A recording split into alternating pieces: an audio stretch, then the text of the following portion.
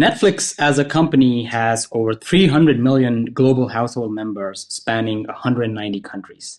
The Netflix content catalog is ever growing with hundreds of new titles being added every month, resulting in over 188 billion hours of annual viewership. With this kind of large scale audience and a growing collection of content offering, we have some unique scaling challenges here at Netflix. Hello, my name is Karthik, and I am a senior software engineer at Netflix. I have over a decade of experience working with and reliably scaling complex products like the ones we have here at Netflix. Today, my colleague Saurabh and I will talk about how we dealt with some of these testing-related challenges that my team faced while we were trying to scale Mosaic, our next-generation platform for member pages. So, what happens when you first open the Netflix app on any device? The client first sends a GraphQL request to fetch the homepage. These requests are routed by BFG, our Big Friendly Gateway, to the appropriate DGS. A DGS, or Domain Graph Service, is a federated GraphQL layer that is responsible for translating the incoming GraphQL request into an appropriate downstream gRPC request. In our case, Discovery DGS is the one that calls Mosaic, which grabs the page skeleton that we need to serve to the client. Mosaic is essentially the orchestration layer that abstracts the construction of these pages. It provides the necessary configurations for the A/B tests we referenced earlier. It also talks to various downstream services to grab the title catalog, to maybe apply some filtering, and then to rank them using the appropriate state-of-the-art ML models. It then finally lays this content out in a manner that's suitable for the client that's making the request. So this particular system, Mosaic, is the focus of this talk. We had to come up with some unorthodox testing methodologies to address some of the challenges as we try to scale Mosaic for our global audience. My colleague Saurabh will deep dive a little bit later into how Mosaic works. But for now, I want to highlight some of the challenges that we faced while serving member pages with Mosaic. So what are these unique challenges that we encountered while testing member pages at scale? Firstly, we have a diverse set of client devices, and that list is always growing. Today, we have over 300 different client surfaces that serve Netflix. Some of these are newer generation devices, like the latest TV or gaming console, but some of these are very old and they're hard to update, like an older generation streaming stick that you bought 10 years ago. Secondly, the member pages are highly dynamic. They're an ever-evolving canvas. There are hundreds of experiments, also known as A/B tests, at any given point in time that determine what is shown to our members. These A/B tests can be short-lived or that lasting just a few days, or they can be very long-lived, lasting for months. Our member pages are also server-driven. Now, what this means is the backend, Mosaic, is the main driver of the geometry and content of the pages shown to our members. The client devices themselves are mostly responsible for the pixels and animations that are shown to the users, but they have very little say in what content and is actually recommended to the user.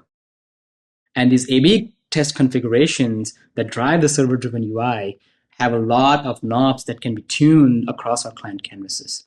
This leads to a combinatorial explosion of possible configurations, making it hard to extensively test member experiences across the board.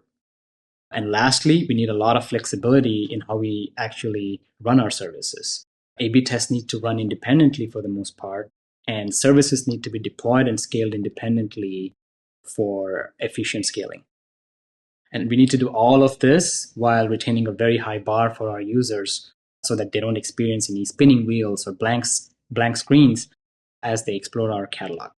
Hence, the service latency and service reliability are of utmost importance for us. Now, my colleague Saurabh will talk a little bit more about Mosaic and dive a little deep into the intricacies of this complex system. Thank you, Karthik. Hi, I am Saurabh, Senior Software Engineer at Netflix.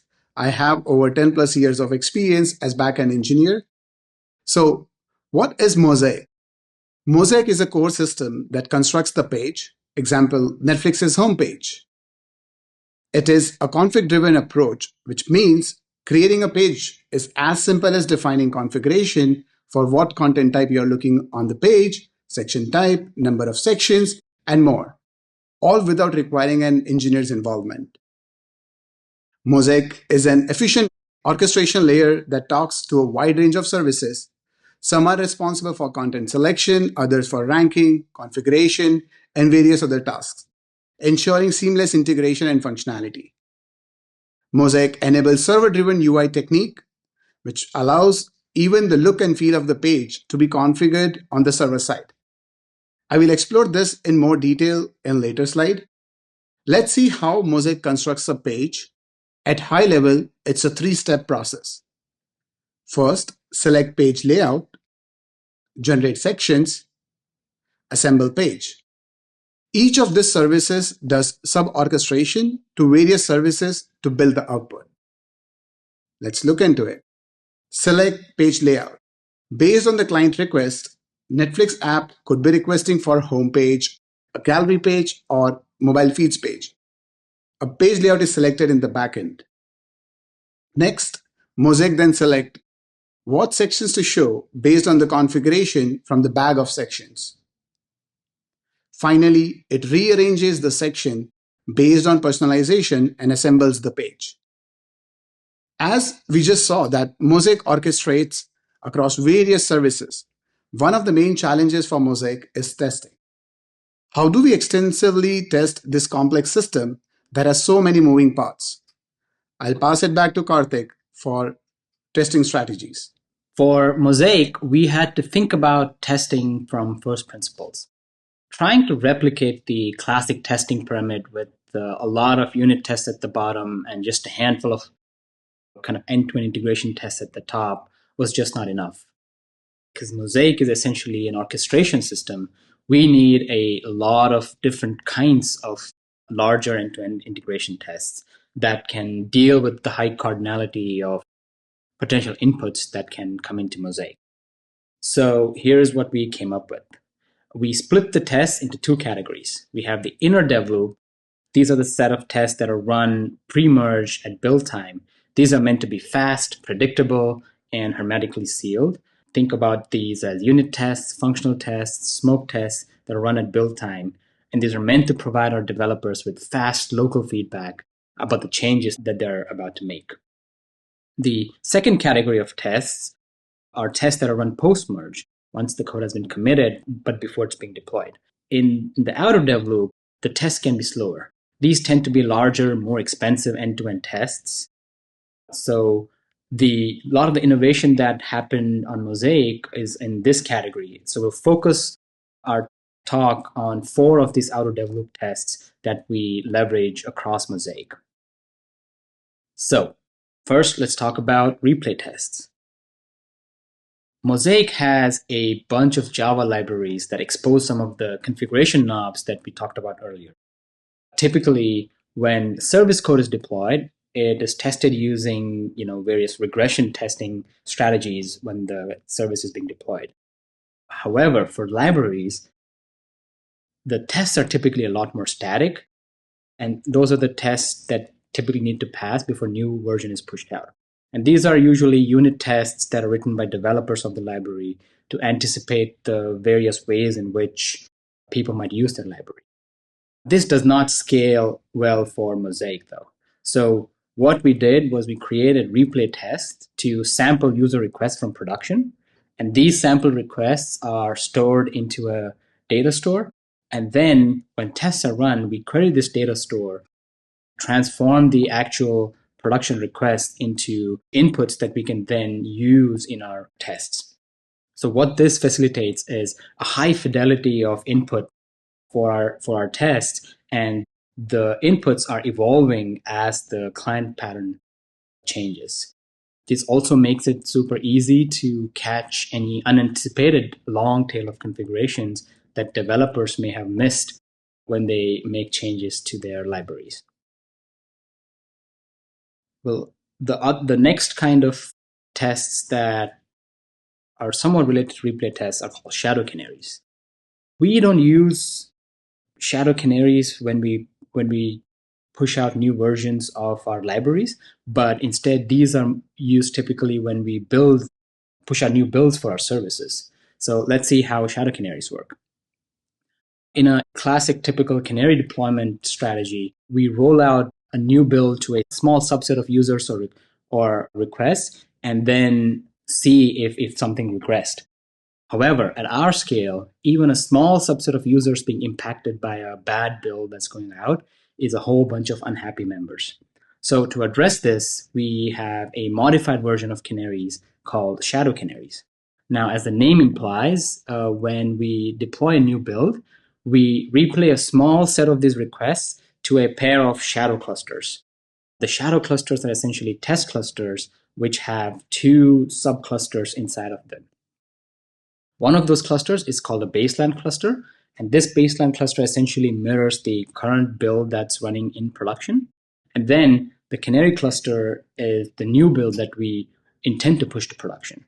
So what we do is we sample requests in real time that are coming into our production service.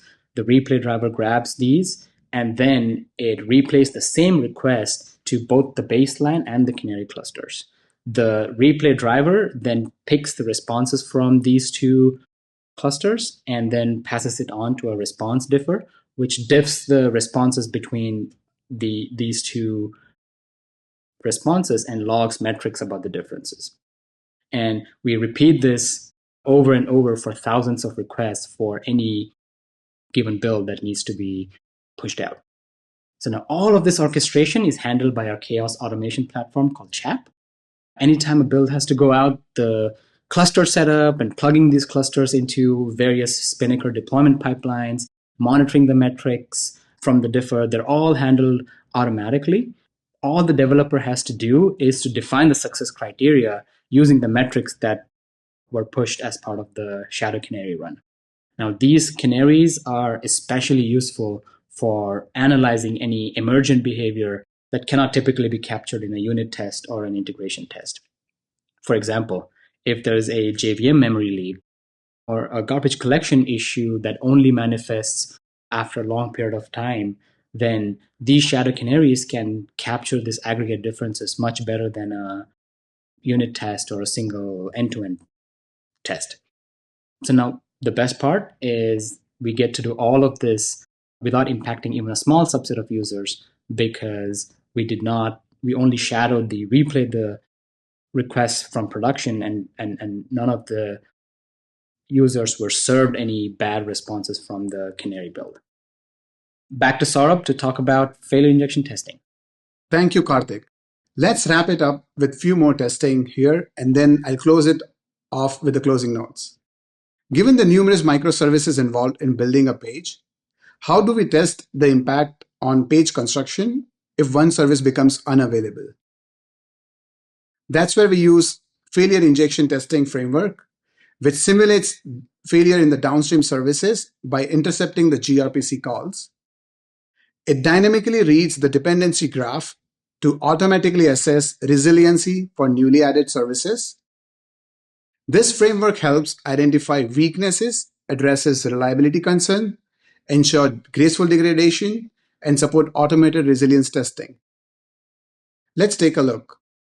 So here's the framework that systematically fails one of the services at a time, following the dependency service graph, to assess graceful degradation for each of the services. Additionally, it also offers the flexibility to fail any arbitrary service within the flow, providing insights into reliability of downstream services. Let's look into client UI testing, how client teams like TV, Android, iOS at Netflix implements the UI testing for Netflix pages. But before we dive into the strategies, let's revisit this important aspect, which is Netflix UI is server-driven. Let's understand that. The client, your device, communicates with the backend as, hey, I'm capable of rendering these sections and content type with these UI elements and geometry.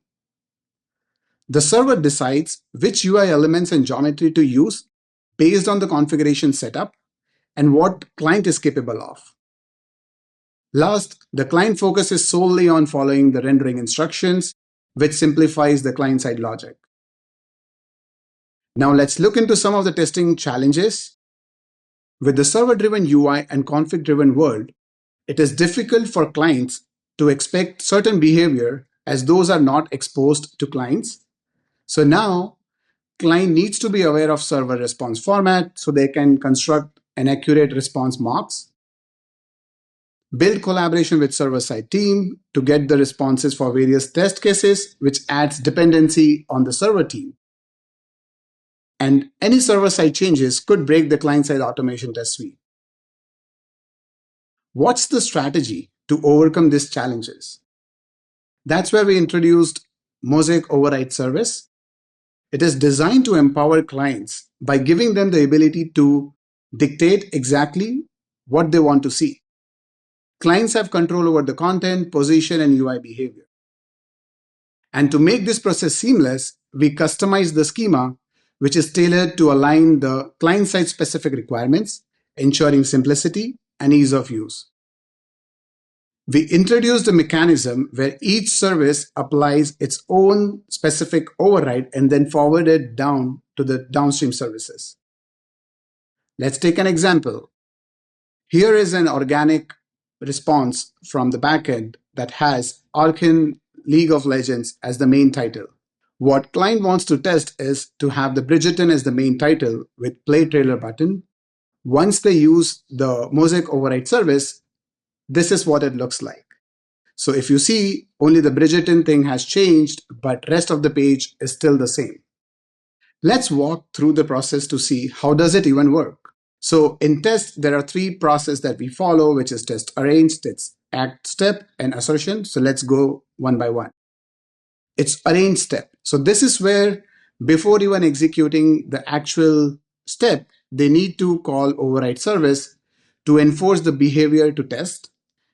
This is the act step, which is to execute the standard flow, allowing the responsible services to apply the necessary overrides. And assert step verifies the test that reflects the enforced behavior. Let's wrap it down with the closing notes to see what are some of the key takeaways. So as systems grow larger and more complex, we need to consider different flavors of end-to-end tests. We talked about 4 different kinds of less common end-to-end tests. Testing does not need to be static and one-dimensional. Use your production data to supercharge your tests. Consider replay test if you want to increase confidence while releasing complex libraries. Consider shadow canaries if in place of regular canaries if you have idempotent APIs and you don't want to degrade the experience even for a small subset of users during deployments. Last, make chaos engineering a regular part of development. Use techniques like failure injection test to ensure your system behaves and stay consistent even when there are unexpected failures. That's all, folks. I hope you enjoyed the presentation. Thank you.